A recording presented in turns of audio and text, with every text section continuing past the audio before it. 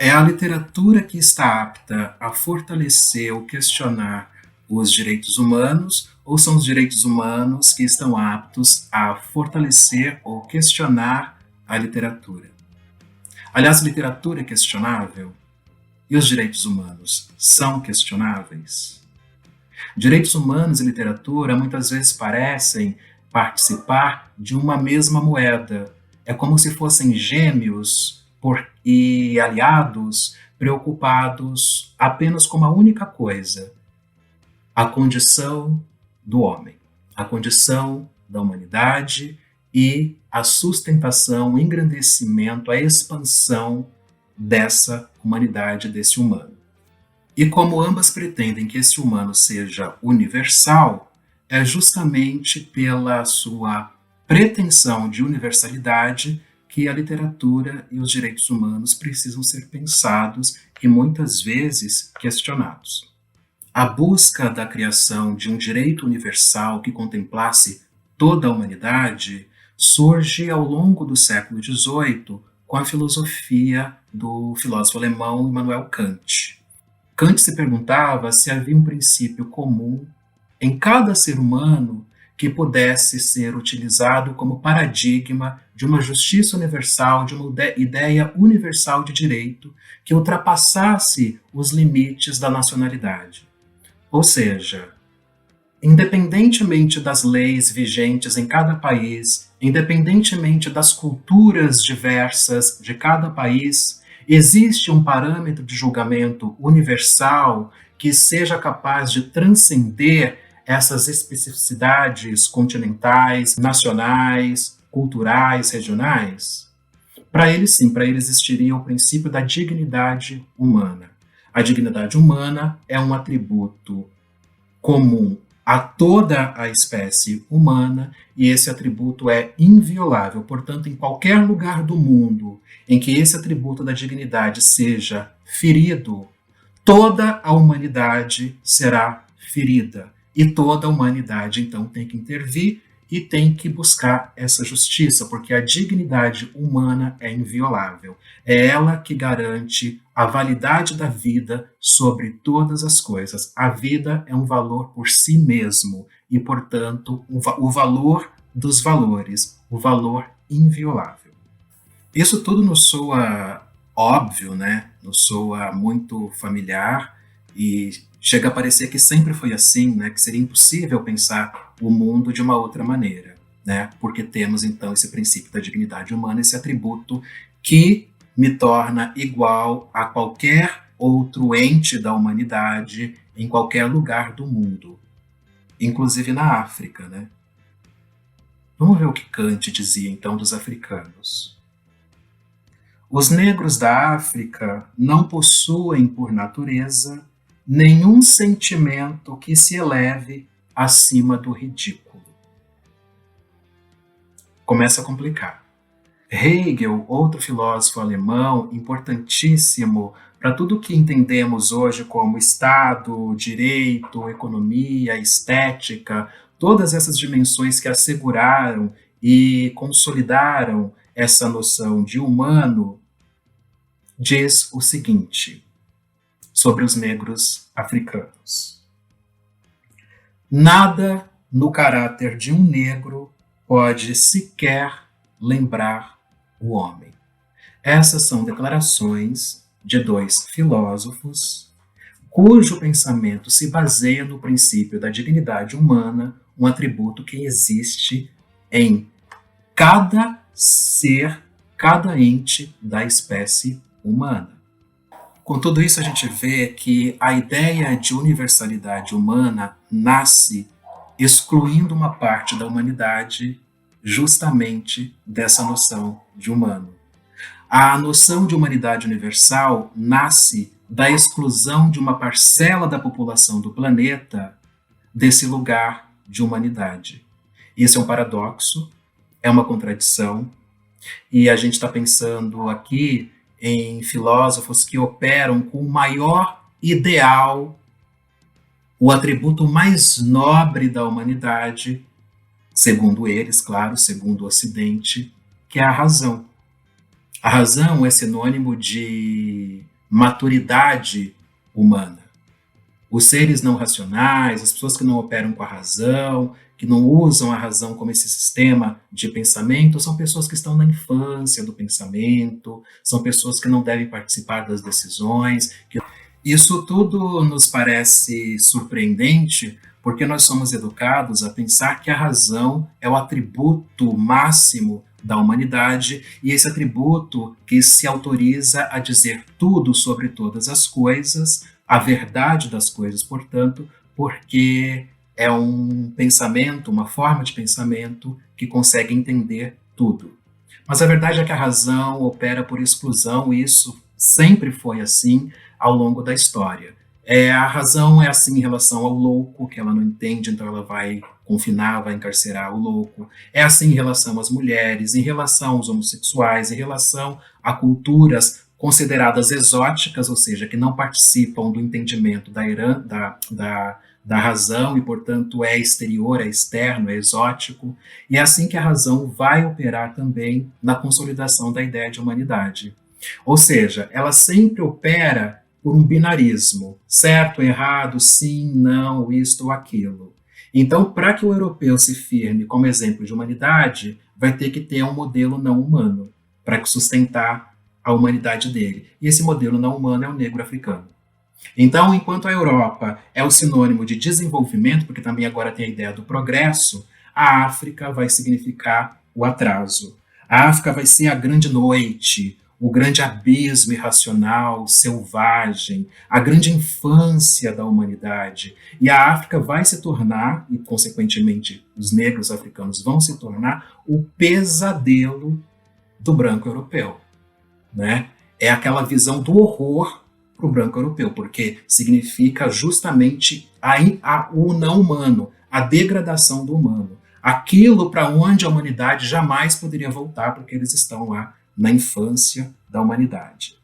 Então, o que a gente vê também é que a razão aqui é uma razão racializada, ou para sermos mais explícitos, é uma razão racista, é uma razão delirante, porque ela quer humanizar um ao preço dilacerante de desumanizar o outro, e isso vai ter consequências catastróficas, inclusive no dia de hoje, porque esse mesmo pensamento continua a operar ainda hoje. Então, o que eu estou dizendo é o seguinte: a humanidade é branca. A humanidade não é indígena, não é negra, ela é branca. E isso é chocante. Então, se deixarmos a razão operar em nosso pensamento e desconsiderarmos tudo que ela exclui, o que é que sobra? Qual é o parâmetro que sobra? Aquele que vai ser inquestionável e que vai se sobrepor a todos os outros como modelo. Homem, cisgênero, heterossexual e branco. Então, não bastasse ser branca, a humanidade é homem. Então, notem o grande engodo. A humanidade é um homem branco, cisgênero, heterossexual, que quer submeter todo o planeta a esses atributos. E claro que as consequências disso nós já sabemos, que é a tragédia, a catástrofe, a desgraça do colonialismo, né? E, sobretudo, no século XIX, quando o capitalismo precisa se expandir para além de suas fronteiras, né, toda a justificativa de colonização, a justificativa de devastação dos outros povos, de genocídio, de confinamento desses outros povos, de expropriação de suas terras, de suas riquezas, vai se dar por essa noção equivocada de humanidade. E é por isso que não existe capitalismo sem racismo. O racismo é necessariamente um operador dentro do sistema capitalista, porque o racismo é que decide quais vidas valem mais, quem merece viver e quem merece morrer. É isso que existe. E quem vai trabalhar para o bem-estar do outro.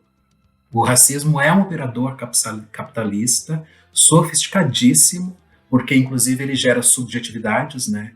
Você nasce num contexto em que há separação racial e você já sabe qual é o seu lugar nesse contexto. Você forma a sua identidade a partir disso, e essa é a pior parte da colonização, porque é a pior desgraça, porque mesmo quando o colonizador vai embora, isso fica na gente porque já está subjetivado, e a gente então faz com que essa máquina funcione.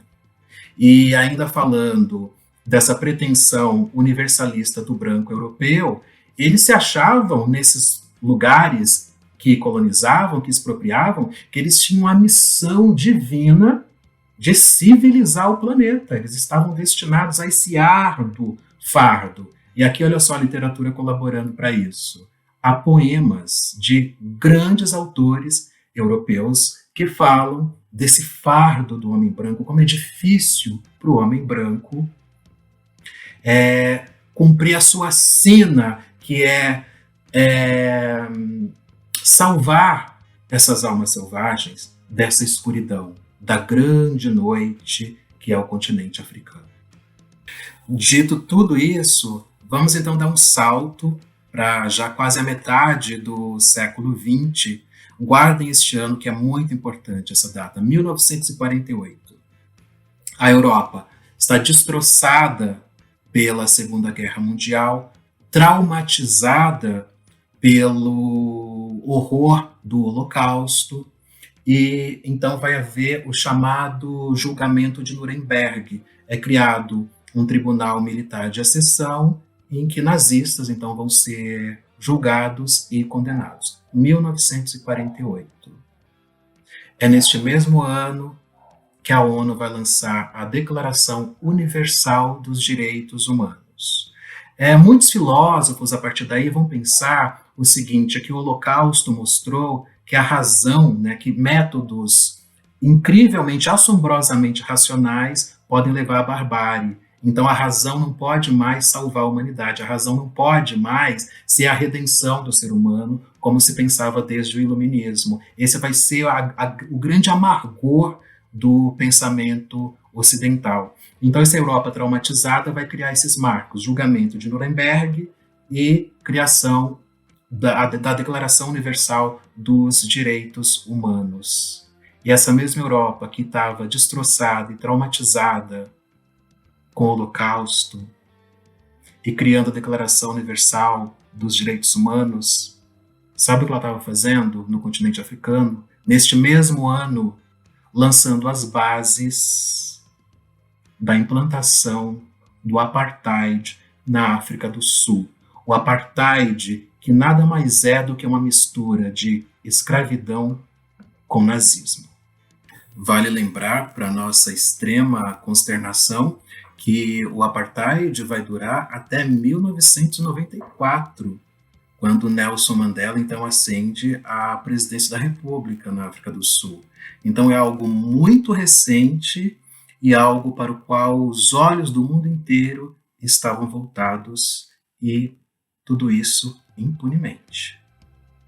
É por isso que é muito difícil para uma pessoa branca se pensar branca. Porque as pessoas brancas, dentro desse contexto de subjetivação estabelecido pelo colonialismo, se veem como modelo, se veem como exemplo de humanidade, não se veem como pessoas racializadas. Racializado é apenas o negro. É por isso, por exemplo, morreu recentemente a atriz Ruth de Souza, e uma revista fez uma longa matéria e estampou assim: morre Ruth de Souza, a grande dama negra do teatro.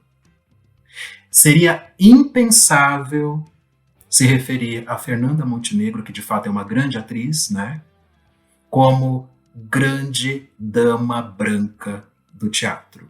Seria ofensivo chamar a Fernanda Montenegro de branca, porque a Fernanda Montenegro é um paradigma da humanidade, enquanto a Ruth de Souza representa apenas os negros. Então, quando a gente vê, por exemplo, que estatísticas que dizem, né, mulheres ganham 30%, por exemplo, né, mulheres ganham 30% menos do que homens.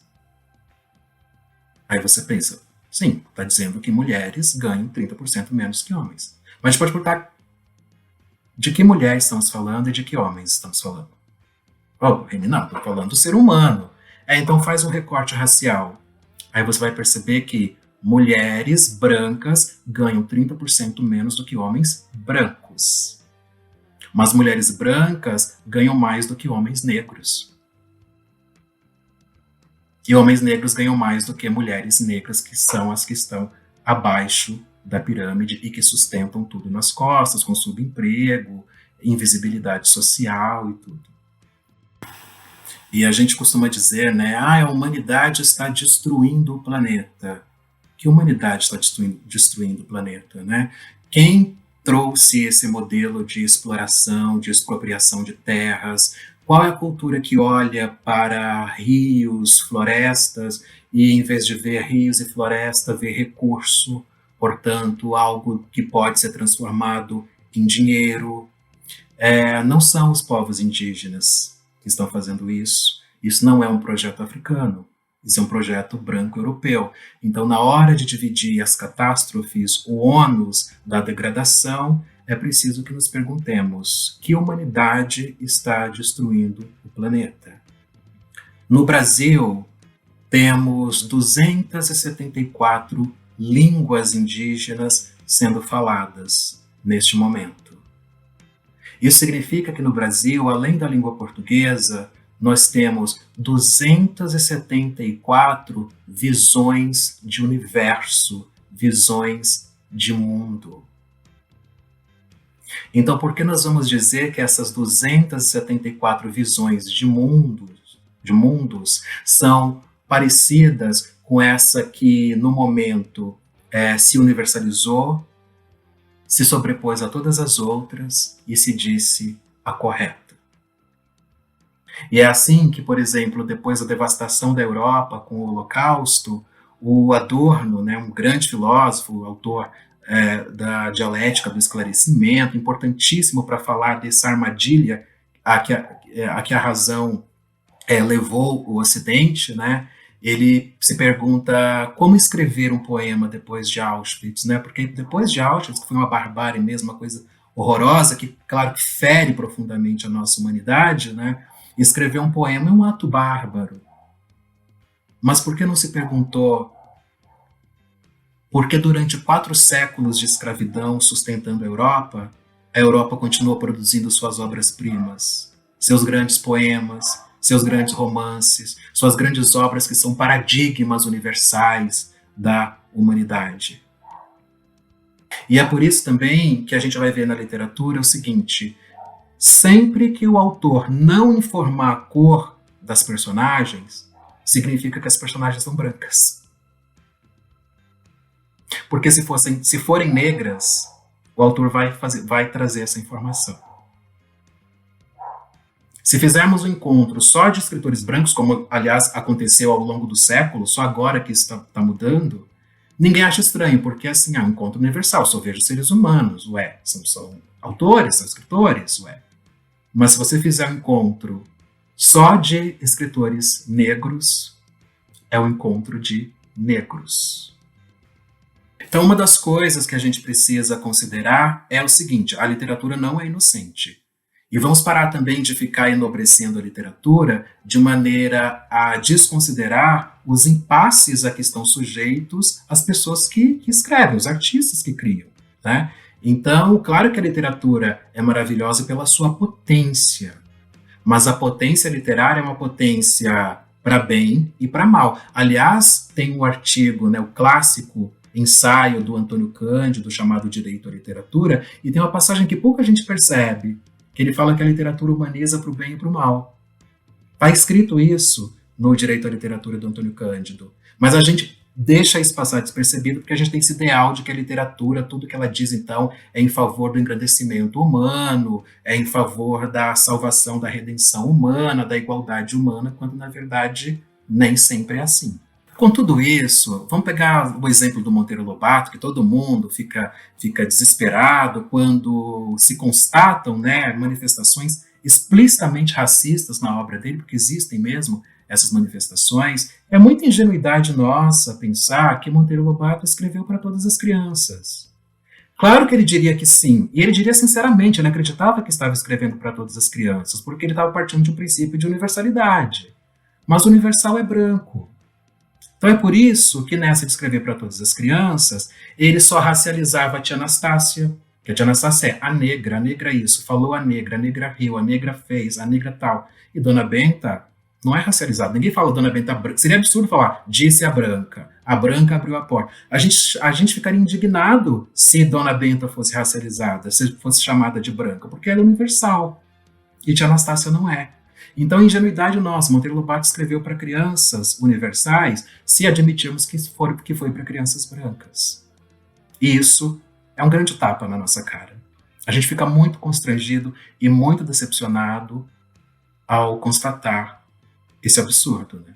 Mas a gente precisa, então, respirar, ficar atento, passar por cima da decepção, fazer o luto, descobrir que os nossos heróis também erram, aqueles heróis também eram racistas, eram tudo isso. A gente precisa passar por cima de tudo isso para olhar com uma criticidade radical para a literatura que a gente tanto ama e que a gente vê realmente mudando vidas muitas vezes, né? Enriquecendo a subjetividade. Mas é uma faca de dois gumes, a gente não pode olhar para a literatura inocentemente. Tem um texto da Clarice Lispector chamado Mineirinho, que eu gostaria muito de ler e analisar aqui neste vídeo, mas não vai dar tempo, porque o texto não é curto e não teremos tempo, então, de analisá-lo. A Clarice Lispector parte de um assassinato de um chamado bandido, vamos colocar entre aspas, porque são muito necessárias, né, nesse lugar em que se fala do outro, muito procurado no Rio de Janeiro e era muito sagaz e habilidoso em ludibriar a polícia, então tinha todo aquele sensacionalismo em torno da figura dele, e um belo dia os jornais estampam ele morto, assassinado por 13 tiros pela polícia. E a Clarice Lispector, então, vai refletir sobre isso nessa crônica, O Mineirinho, em que ela vai se pensar como alguém que se beneficiou da morte de Mineirinho e de tantos outros mais que a polícia continua matando, inclusive até hoje.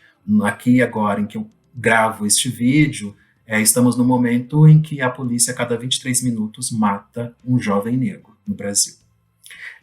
Eu queria então que vocês lessem, vou deixar disponível lá, lessem essa crônica da Clarice Lispector e refletissem o seguinte: por que esta crônica só podia ser escrita por uma mulher branca?